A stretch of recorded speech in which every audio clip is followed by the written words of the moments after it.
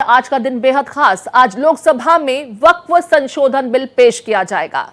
Bill पर चर्चा के लिए 8 घंटे का वक्त तय किया गया है। बीजेपी ने इस बीच अपने सभी सांसदों को व्हिप जारी किया है। तो आज लोकसभा में बेहद अहम दिन है। वक्फ संशोधन बिल जिसको लेकर के बीते कई दिनों से विपक्ष का हंगामा देखने को मिल रहा था, आज सदन में पटल के समक्ष इस बिल को पेश किया जाएगा। दोपहर 12 बजे इस बिल को सदन के समक्ष रखा जाएगा।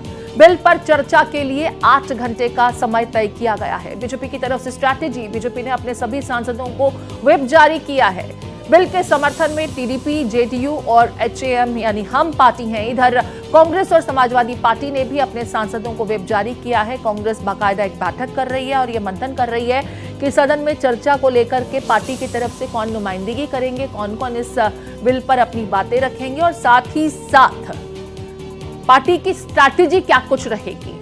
हालांकि देखिए, यहां पर सकारात्मक चर्चा हो, इसकी कोशिश सत्ता पक्ष की तरफ से लगातार की जा रही है। अखिलेश यादव कुछ कह रहे हैं, सुन लेते हैं। पार्टी तो वो दल है, जमीन बस देख ले, इन्हें जमीन से बहुत प्यार है।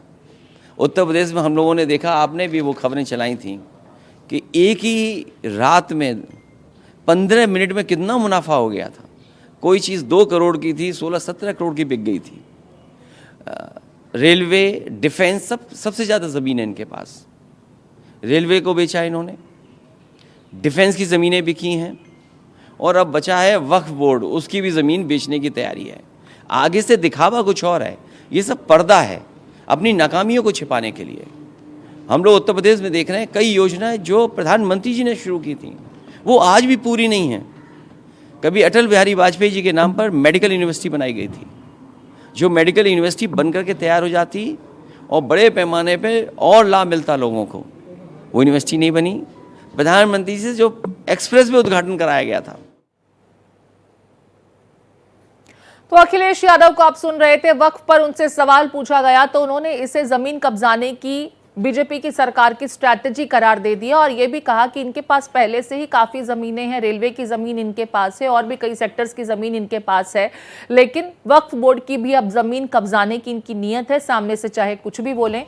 अखिलेश यादव का कड़ा प्रहार, कड़ा तंज यहां पर बीजेपी खेमे को लेकर वक्फ बिल के पेश होने से पहले।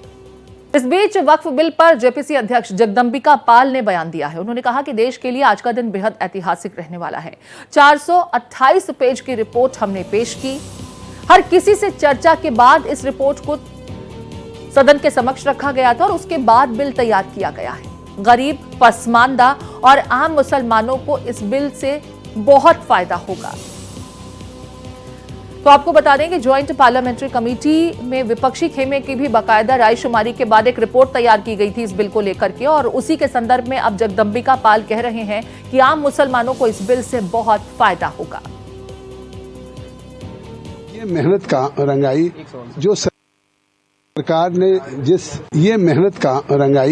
जो सरकार ने जिस उद्देश्य से दिया था स्पीकर साहब से कि इस बिल को आप जेपीसी को सुपर्द कर दें और जेपीसी से पूरे देश के स्टेक होल्डर के साथ बात करें।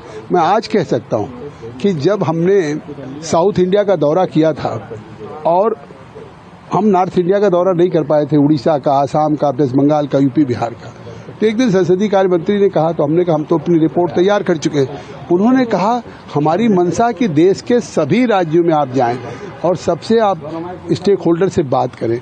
तो आज वो हमारी जो 428 पेज की हमने रिपोर्ट दी, सभी स्टेक होल्डर्स के साथ, स्टेट गवर्नमेंट के ऑफिशियल के साथ, all India Muslim personal law board, Jamiat Ulama या इस्लामिक स्कॉलर जितने लोग हैं इनके साथ किया, और रोज बैठकों में हमारे ओवैसी से लेकर के इमरान मसूद सब थे, और सबको करने के बाद आज उसको अमेंडेड फॉर्म में बिल लेकर के सरकार आ रही है। ये निश्चित तौर से एक ऐतिहासिक दिन है, क्योंकि 1995-2013 में जो एक संशोधन करके और जिस तरह से वक्फ को संविधान के ऊपर कर दिया गया था सेक्शन 40 में, तो आज वो आर्टिकल जो 14 का, आर्टिकल 19 का, आर्टिकल 300A का और आर्टिकल 21 का जो उल्लंघन था, आज उसको ठीक किया है। और आज इस बिल के पास होने से देश के गरीब, पसमानदा, आम मुसलमानों का इसका फायदा मिला। तो जेपीसी अध्यक्ष जगदम्बिका पाल को आप सुन रहे थे, जिन्होंने कहा कि हर पार्टी के साथ रायशुमारी के बाद एक रिपोर्ट तैयार की गई थी जिसके आधार पर इस बिल को ड्राफ्ट किया गया। हालांकि विपक्षी खेमा लगातार इसका विरोध कर रहा है। मेरे साथ प्रशांत त्यागी जुड़ गए हैं। प्रशांत, एक तरफ कांग्रेस आज सदन में क्या कुछ उसकी रणनीति रहेगी, कौन कौन से वक्ता होंगे, इसको लेकर के एक बैठक कर रही है। वहीं बीजेपी के खेमा और खास करके जगदम्बिका पाल एक बार फिर से सामने आए और वो ये कह रहे हैं कि सबके साथ रायशुमारी की गई थी, जिसके बाद रिपोर्ट तैयार हुई और उसके आधार पर बिल को ड्राफ्ट किया गया। मुझे ध्यान आ रहा है मल्लिकार्जुन खड़गे जब ये रिपोर्ट सदन के समक्ष रखी गई थी तो उन्होंने सीधे सीधे कह दिया था कि हमारी रिकमेंडेशंस को तो कचरे के डब्बे में फेंक दिया गया। अब दोनों ही पक्ष अलग अलग बातें कर रहे हैं और जनता कंफ्यूज है कि दरअसल होने क्या जा रहा है। जी बिल्कुल, देखिए प्रीति, आपने सही कहा कि लगातार जो जेपीसी के मेंबर रहे हैं विपक्षी दलों के, उन्होंने लगातार इसी बात को कहा कि जो प्रस्ताव हमने इसमें शामिल करने के लिए दिए थे उन प्रस्तावों पर कोई भी विचार विमर्श नहीं किया गया है और कोई भी चीज़ को इसमें शामिल नहीं किया गया और हम लगातार इसका विरोध करते रहेंगे। और तस्वीरें भी हमने प्रीति लगातार देखी कि किस तरह से सदन के अंदर भी या सदन के बाहर भी, चाहे ऑल इंडिया मुस्लिम लीग लो बोर्ड हो और तमाम जो अन्य संगठन हो, लगातार इसका विरोध करते रहे। अगर आज की बात करें तो देखिए 12 बजे इस पर चर्चा की शुरुआत होगी, 11 बजे सदन की शुरुआत होगी और 12 बजे वक्फ अमेंडमेंट बिल को टेबल किया जाएगा। किरण रिजिजू इसको लोकसभा के अंदर पेश करेंगे। कांग्रेस की तरफ से जो बैठक है वो चल रही है, 9:30 बजे बैठक शुरू हो गई है और जो प्रीति जानकारी हमें मिल रही है, गौरव गोगोई, मोहम्मद जावेद और इमरान मसूद, 3 वक्ता अभी जो है उनकी सूची हमारे पास आई है कि 3 लोग जो होंगे ये अपना पक्ष रखेंगे। राहुल गांधी भी इस वक्फ अमेंडमेंट बिल पर अपनी बात रख सकते हैं, तो यानी कि राहुल का भी आधिकारिक तौर पर इसकी पुष्टि नहीं है, लेकिन हाँ 3 नाम जो है, गौरव गोगोई, मोहम्मद जावेद और इमरान मसूद, ये 3 लोग अपनी बात वक्फ अमेंडमेंट बिल पर रखेंगे।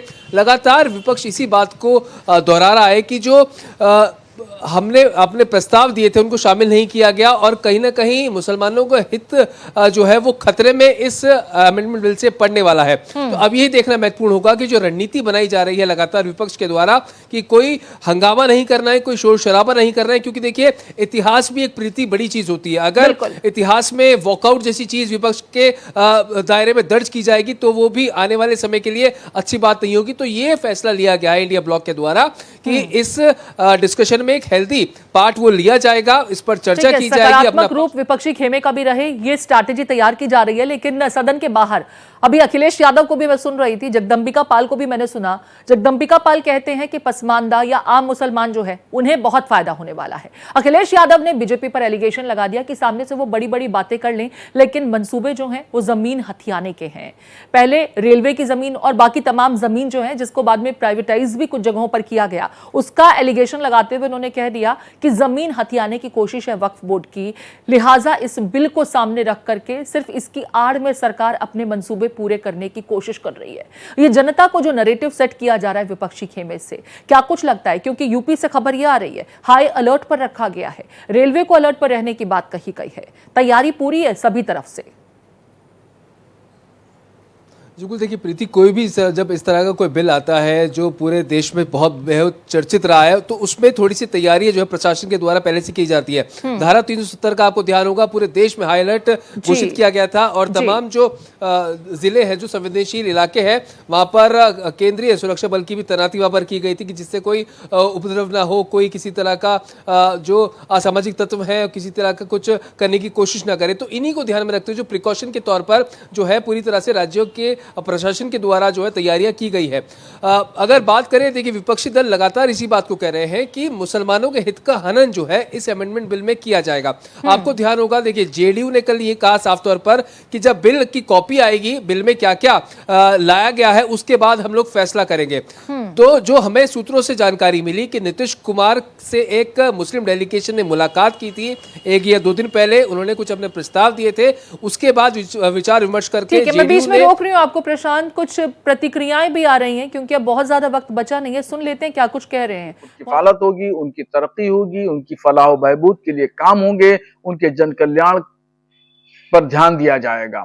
मगर ये सब ना होकर के वक्फ बोर्डों के चेयरमैन, मेंबरान और संबंधित अधिकारियों ने भूमाफियाओं से मिलकर के करप्शन किया, खूब वक्फ की जमीनों को लूटा खसोटा और वक्फ की जमीनों को बर्बाद कर दिया।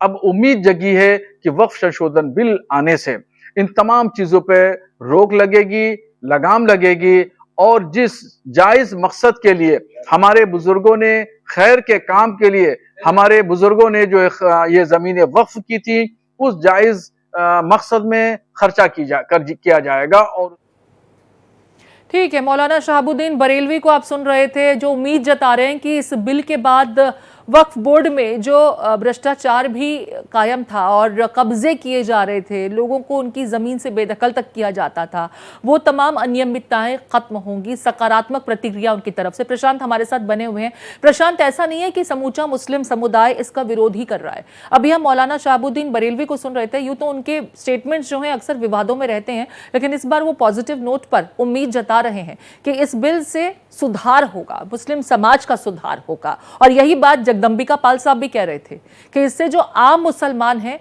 उसको सबसे ज्यादा फायदा होने वाला है।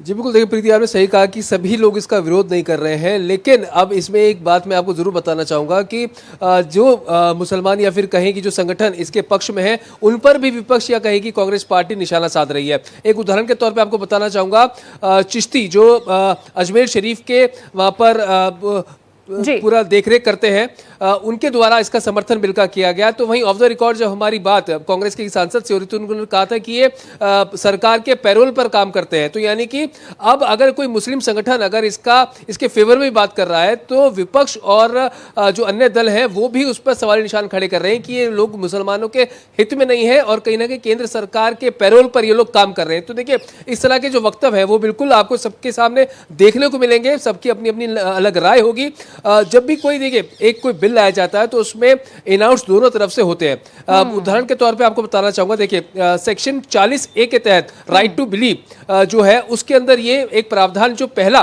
वक्फ अमेंडमेंट बिल था उसमें ये था कि अगर किसी की जमीन पर कोई दावा पेश किया जाता है तो वो सिर्फ ट्रिब्यूनल कोर्ट में जा सकता है। अब जो नया बिल में प्रावधान किया गया है वो ट्रिब्यूनल कोर्ट के अलावा हाई कोर्ट में भी जा सकता है, सिविल कोर्ट में भी जा सकता है और जो लोकल जिला अदालतें होती हैं उसके अंदर भी जा सकता है। साथ ही साथ जो आखिरी फैसला होता था वो ट्रिब्यूनल कोर्ट का होता था, लेकिन अब जो है वो आखिरी फैसला ट्रिब्यूनल कोर्ट ना होके हाई कोर्ट के अंदर भी उसमें जो है अपील की जा सकती है।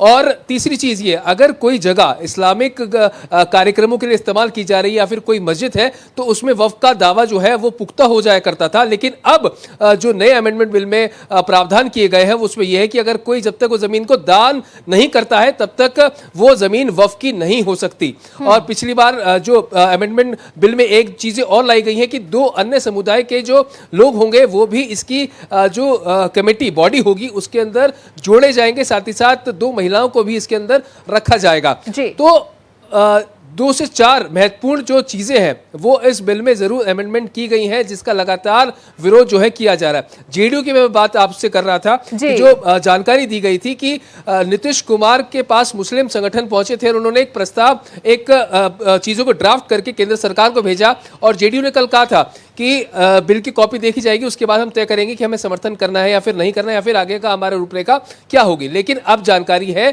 कि जेडीयू ने उसमें सहमति जताती है, क्योंकि जो 2-3 पॉइंट्स अगर आपको बताऊं तो उसमें ये ऐड ऑन किए गए थे कि जो पुरानी जो सब स्ट्रक्चर बन चुका है वक्फ का या फिर जो जमीनें हैं जो उनकी प्रॉपर्टीज हैं जो वक्फ के अंडर आती हैं, उनसे कोई छेड़छाड़ नहीं की जाएगी। और जब से ये बिल जब लोकसभा या फिर राज्य में पारित होगा, मैं रोक रही हूँ आपको यहाँ पर प्रशांत। कुछ तस्वीरें आ रही हैं मुंबई से। यहाँ पर देखिए मुस्लिम समाज के लोग भी हैं और यहाँ पर जश्न मनाया जा रहा है, मुंह मीठा कराया जा रहा है।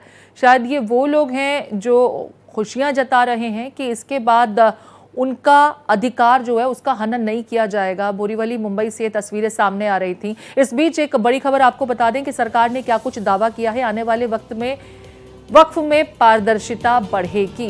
वहीं वक्फ बिल को लेकर के देखिए रिएक्शंस भी आ रहे हैं। समाजवादी पार्टी नेता अबू आजमी ने स्टेटमेंट दिया और ये कहा कि बिल पास हुआ तो आज बहुत मनहूसियत का दिन होगा। हमारी पूरी कोशिश होगी कि बिल पास न हो। सरकार की नीयत मुस्लिमों के लिए ठीक नहीं है। अबू आजमी, याद है ना, वही अबू आजमी है ये जो औरंगजेब को लेकर के बीते दिनों विवादों में रहे थे। अगर इंसानियत नाम की कोई चीज है तो इसको लेकर के भी यहाँ पर ये टिप्पणी कर रहे हैं कि ये बिल पास नहीं होना चाहिए। सरकार मुस्लिमों के लिए उनकी नीयत ठीक नहीं है।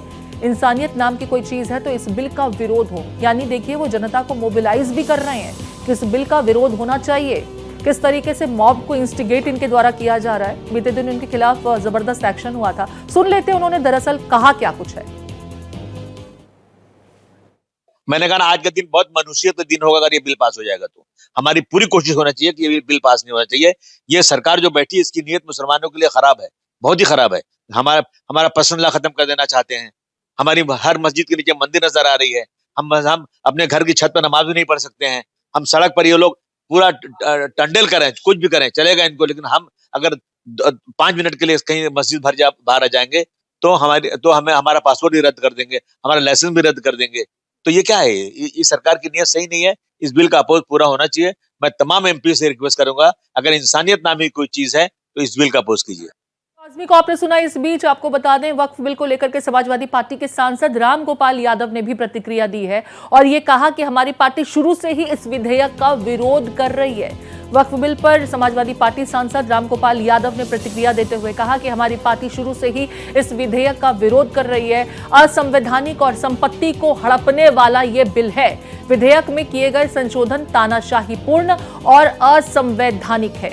एनडीए बहुमत में है, वे किसी भी तरह बिल पारित करवा लेंगे। हम चर्चा चाहते हैं ताकि देश को पता चले कि वे क्या कर रहे हैं। तो देखिए, सपा के खेमे से लगातार यही एलिगेशन लगाया जा रहा है कि मुसलमानों की जमीन हथियाने की कोशिश है इस बिल के बदौलत। और अबू आजमी को भी आपने सुना, वो तो सीधे सीधे एक तरह से मॉब को इंस्टिगेट कर रहे थे कि विरोध होना चाहिए और आज बड़ा मनहूसियत का दिन होगा। और राम गोपाल यादव ये कह रहे हैं कि क्योंकि एनडीए के पास बहुमत है तो किसी तरह इस बिल को पास तो करा लेंगे, लेकिन दरअसल मकसद जमीन हथियाने का है। सुन लेते हैं उन्होंने क्या कुछ कहा। हमारी पार्टी तो बहुत महत्वपूर्ण पार्टी है लोकसभा, इसका विरोध करेगी, शुरू से कर रही है, क्योंकि जो संशोधन किए गए हैं वो बिल्कुल डिक्टेटोरियल हैं, संपत्ति को हड़पने के लिए हैं और संविधान के खिलाफ है। मौलिक अधिकारों में ये आर्टिकल 26 में है कि माइनॉरिटीज को अपने रिलीजियस मैटर्स को खुद मैनेज करने का अधिकार होगा, उसमें कोई हस्तक्षेप नहीं कर दे। अरे तो वो तो बहुमत में है, तो वो तो 2 दिन करें, 3 दिन करें, 4 दिन करें, पास तो करा ही लें। लेकिन हमारा तो ये है कि हम बहस करके सारा देश तो जाने कि क्या कर रहे हैं ये। ठीक है, तो यहाँ राम गोपाल यादव ये कह रहे हैं कि अब नंबर तो है ही बीजेपी के पास में, सदन में एनडीए खेमे के पास पूरे नंबर हैं। 272 का आंकड़ा चाहिए, 273 फिलहाल वो लोग हैं। तो ऐसे में ये बिल तो पारित हो ही जाएगा, लेकिन हम चाहते हैं कि सदन में इस पर चर्चा हो विस्तार से, ताकि इनका चेहरा बेनकाब हो। अब देखिए, इस तरीके के शब्दों का इस्तेमाल करके वो एक नैरेटिव सेट करने की कोशिश कर रहे हैं। तो ये कहते हैं, हम चाहते हैं कि सदन में चर्चा हो ताकि देश को पता चले कि वक्फ विधेयक में दरअसल है क्या और किस तरीके से मुसलमानों के हितों को यहां बीजेपी नुकसान पहुंचाने की पूरी कोशिश कर रही है।